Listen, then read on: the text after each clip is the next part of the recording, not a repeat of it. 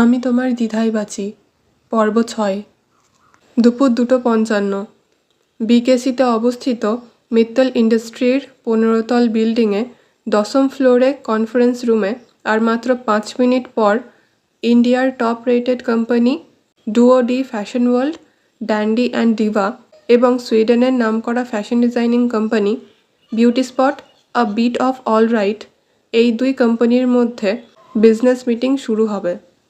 এ মুহূর্তে কনফারেন্স রুমের নির্দিষ্ট আসনে 5 মিনিট যাবৎ বসে রয়েছে যুবরাজ খান্না, বিউটি স্পট কোম্পানির একমাত্র মালিক। সাথে রয়েছে তার পিএ এবং একজন বডিগার্ড। তার বাকি বডিগার্ডরা মিটিং রুমের বাইরে দাঁড়িয়ে রয়েছে। কনফারেন্স রুমে ডুওডি ফ্যাশন ওয়ার্ল্ড কোম্পানির 3 জন স্টাফ রয়েছে, যারা বিজনেস মিটিং ফিক্স হওয়ার পূর্বে মিটিংয়ের টপিক এবং বিউটি স্পট কোম্পানির সম্পর্কে সমস্ত ডিটেলস অ্যানালাইজ করেছিল, যার ভিত্তিতে মিটিং ফিক্স করা হয়েছে। প্রায় 5 মিনিট যাবৎ এক ধ্যানে বসে থাকার পর যুবরাজ বিরক্ত হলো। তার চোখ ফোনের স্ক্রিনে নিবদ্ধ। ফোন স্ক্রল করছে সে, তবুও তার অস্থির লাগছে। অপেক্ষা জিনিসটা বরাবরই তার ভীষণ অপ্রিয়।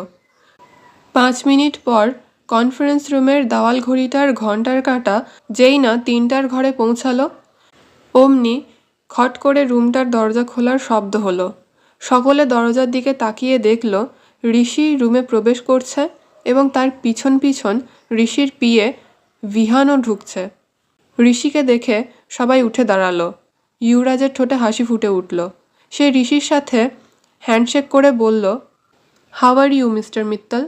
কাম on, you don't have to follow any formality. Just call me by my name.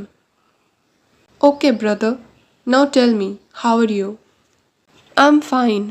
What about you? Yeah, I'm also fine. আরে দাঁড়িয়ে কেন আছিস? বস বস। যুবরাজ তার জন্য বরাদ্দকৃত চেয়ারে বসে। ঋষি নিজের সিটে বসতে বসতে বাকিদের বসার জন্য ইশারা করে। তারপর মিটিং শুরু হয়।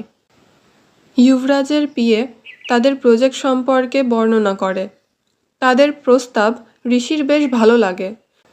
তবে ডিলের প্রেজেন্টেশন শেষ হওয়ার আগেই ঋষির মুখের হাসি গায়েব হয়ে যায়।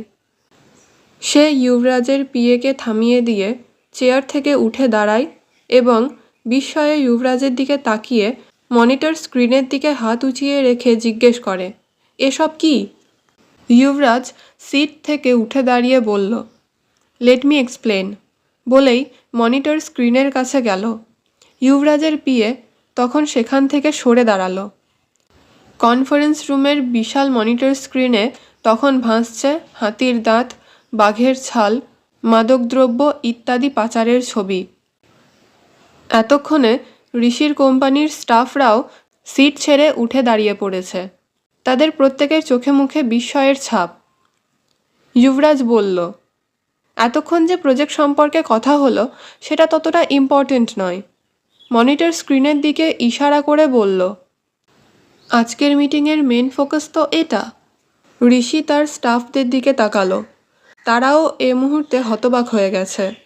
ঋষির জিজ্ঞাসু দৃষ্টি দেখে একজন স্টাফ বলল, এ বিষয়ে আমাদের কোনো তথ্যই তো দেননি ওনারা।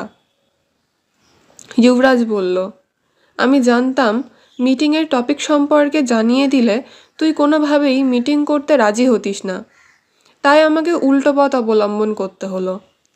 ঋষি তার ঠোঁটে তাচ্ছিল্যের হাসি ঝুলিয়ে বলল, মিটিং ফিক্স করার জন্য তুই টপিক লুকিয়ে গেলি। তোর কি মনে হয় আমি মিটিং রিজেক্ট করতে পারি, কিন্তু তুই এখানে এসেছিস বলে তোর প্রপোজাল রিজেক্ট করতে পারবো না? How funny. আহা, আমি পুরোটা এক্সপ্লেন করলে নিশ্চয়ই তুই না করতে পারবি না। লুক ব্রো, জলপথে সরাসরি পাচার করলে অনেক সময় আমরা ভারতীয় সেনাবাহিনীর কাছে ধরা পড়ে যাই। তাই আমি প্ল্যানটা একটুখানি চেঞ্জ করেছি। তুই আর আমি বিজনেস পার্টনার হয়ে গেলে লিগালি তোর পণ্যবাহী জাহাজ সুইডেনে প্রবেশ করতে পারবে এবং সেই পণ্যবাহী জাহাজের সাথে ভারত থেকে হাতির দাঁত, বাঘের ছাল, অস্ত্র সহ যাবতীয় জিনিসের স্মাগলিং আমরা খুব সহজেই করতে পারবো। ট্রাস্ট মি, প্রচুর প্রফিট আছে এই ব্যবসায়। তোকে কিছুই করতে হবে না, যা করার আমার লোকেরাই করবে। এই বিষয়ে কেউ জানতেও পারবে না। তুই চাইলে আমরা প্রফিটের টাকা হাফ হাফ করে নেব। ভালো করে ভেবে দেখ, এখানে প্রফিট কিন্তু তোরই। ঋষি ঠোঁটে হাসি বজায় রেখে বলল, আমার প্রফিটের কথা এত ভাবার জন্য ধন্যবাদ, কিন্তু কি বলতো, আমার কাছে যথেষ্ট টাকা আছে, তাই অতিরিক্ত টাকার আমার কোনো প্রয়োজন নেই। আর সবচেয়ে গুরুত্বপূর্ণ বিষয় হলো, আমার পরিবারের গুরুজনরা আমাকে কখনো খারাপ শিক্ষা দেয়নি। সত্যি কথা বলতে, তোর সাথে ডিল সাইন করার আমার কোনো ইচ্ছা নেই। So get out of my office as soon as possible. বলেই ঋষি কনফারেন্স রুম থেকে বেরিয়ে যায়। তার পিছন পিছন তার পিএ এবং বাকি 3জন স্টাফরাও বেরিয়ে যায়। ঋষির যাওয়ার দিকে তাকিয়ে বাঁকা হাসল যুবরাজ। কি চলছে তার মাথায় একমাত্র সেই জানে। সন্ধ্যা 6:30। সামাইরার কেবিনে ঋষি এবং রেয়াংশ আধ ঘন্টা যাবৎ বসে রয়েছে। সামাইরার মিটিং এখনও শেষ হয়নি। মূলত সন্ধ্যার কিছু মুহূর্ত অফিসে থাকাকালীন 3 ভাই বোন একসাথে কাটায়। বলতে গেলে এটা তাদের অভ্যেসে পরিণত হয়েছে। শত ব্যস্ততার মাঝেও এই মুহূর্তটা তাদের উপভোগ করা চাই। 1 কাপ কফির সাথে সারা দিনের অফিসের ঘটনা শেয়ার না করলে তাদের যেন রাতে ঘুমই হবে না। তবে আজকের পরিবেশটা অন্যরকম।